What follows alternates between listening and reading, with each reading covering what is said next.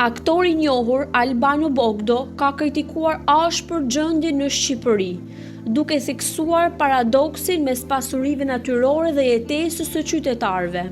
Sipas tij, vendi renditet ndër më të pasurit për ujë dhe energji, por familjet përballen me fatura të papërballueshme për drita, ujë dhe naftë. Bogdo e quajti këtë një dështim të politikës ndër vite dhe shtoi se shqiptarët duhet të kishin këto resurse falas. Ai nuk kurseu as kolegët artistik, duke deklaruar se shumica heshtin sepse janë të blerë.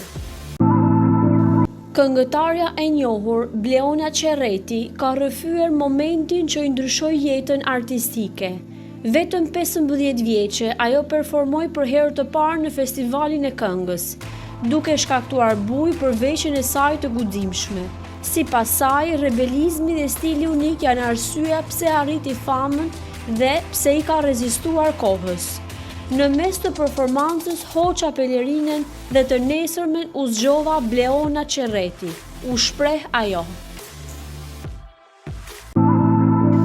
Një moment shumë i ndjerë ndodhi në shtëpinë e Big Brother VIP Albania, kur babai i Malit hyri për ta surprizuar pas më shumë se 7 vitesh pa kontakte.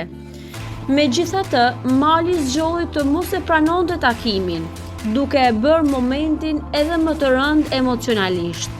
Para surprizës, ai kishte folur për rrugtimin e tij pa strategji dhe për lidhjen shumë të fortë me nënën.